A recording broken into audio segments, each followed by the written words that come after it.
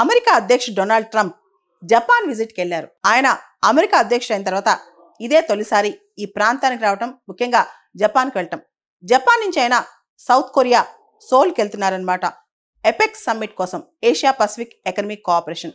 జపాన్లో ఆయన రాయల్ ఫ్యామిలీని కలిసిన తర్వాత జపాన్లో కొత్త ప్రధాని ఎవరైతే మొట్టమొదటి మహిళా ప్రధాని ఉన్నారో సానే తకాయిచి, ఆవిడ కూడా కలిశారు. అమెరికా జపాన్ సంబంధాలు ఒక గోల్డెన్ ఎరాలో ఉన్నాయని చెప్పొచ్చు. ఇన్ఫాక్ట్ సానే తకాయిచి, డొనాల్డ్ ట్రంప్ ఇద్దరు కూడా ఇదే అభిప్రాయాన్ని వ్యక్తం చేశారు. ఒకప్పుడు చాలా బ్లాక్ డార్క్గా ఉన్న రిలేషన్స్ ఇప్పుడు చూస్తే బంగారు వర్ణంతో మెలమెలలాడుతున్నాయి అనమాట అమెరికా జపాన్ రిలేషన్స్. దానికి కారణం ఏంటి ఒకసారి చూద్దాం. మనం గనక చూస్తే రెండో ప్రపంచ యుద్ధ టైంలో అమెరికా జపాన్ రెండు కూడా ఆపోజిట్ క్యాంప్స్లో ఉన్నాయి. ఆ తర్వాత చాలా బాధాకరమైన విషయం 1941 పర్ల్ హార్బర్ అటాక్. తర్వాత అమెరికా జపాన్ పైన టార్గెట్ పెట్టింది. 1945 హిరోషిమా నాగసాకి బంబార్డ్ చేసింది అమెరికా. ఇన్ఫాక్ట్ ప్రపంచంలో మొట్టమొదటి న్యూక్లియర్ అటాక్ అనొచ్చు. ఆ మెమోరీస్ ఇంకా వాళ్ళ మధ్యలో ఉన్నాయి, అందరి మధ్యలో ఉన్నాయి అనమాట. ఆ తర్వాత చూస్తే కనుక అమెరికా జపాన్ మధ్య 1951లో ట్రీటీ ఆఫ్ శాన్ ఫ్రాన్సిస్కో కుదిరింది. ఆ తర్వాత చూస్తే కనుక 1960స్లో అమెరికా జపాన్ మధ్య సెక్యూరిటీ ట్రీటీ సైన్ అయింది. ఇక్కడ మనం గమనిస్తే ఏదైతే యుఎస్ మిలిటరీ బేసెస్ ఉన్నాయో వాళ్ళు జపాన్లో ఆపరేట్ చేసుకోవచ్చు. జపాన్ కంప్లీట్గా ఈ రెండో ప్రపంచ యుద్ధం తర్వాత ఆర్మీని ఆపేసింది అనమాట. దాంతో జపాన్ సెక్యూరిటీ కోసం అమెరికా ముందంజలో వచ్చింది.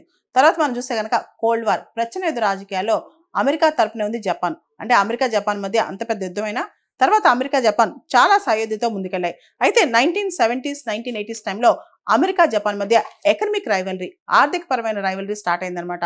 ప్రత్యేకంగా మనం చూస్తే గల్ఫ్ వార్ ఆ టైం తర్వాత అమెరికా జపాన్ మధ్య జాయింట్ సెక్యూరిటీ డిక్లరేషన్స్ కూడా స్టార్ట్ అయ్యాయి.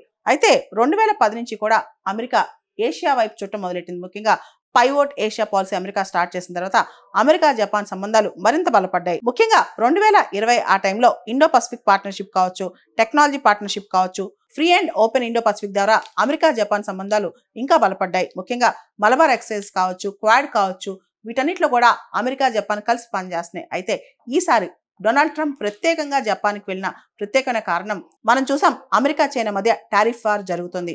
అంతేకాదు అమెరికా సోయాబీన్ ఫార్మర్స్ కూడా నష్టాల్లో ఉన్నారు. చైనా పూర్తిగా అమెరికా నుంచి సోయాబీన్ కొనుక్కోవడం ఆపేసింది అనమాట. దీంతో కొత్త ట్రేడ్ పార్ట్నర్స్ కావాలి అమెరికాకి. దాంతోపాటు అమెరికాకి China critical minerals, rare earth minerals వీటి సప్లై ఆపేసింది అనమాట. దీనికి సంబంధించి కూడా జపాన్తో కొత్త డీల్ చేసుకోవడానికి ఆయన వెళ్ళారు. ముఖ్యంగా అమెరికా జపాన్ రిలేషన్స్లో గోల్డెన్ ఎరా అని చెప్పుకుంటూ ముఖ్యంగా ఈ క్రిటికల్ మినరల్స్ కావచ్చు, రేర్ ఎర్త్ మినరల్స్ కావచ్చు, వీటికి సంబంధించి ఇద్దరు కూడా డీల్ చేసుకున్నారు.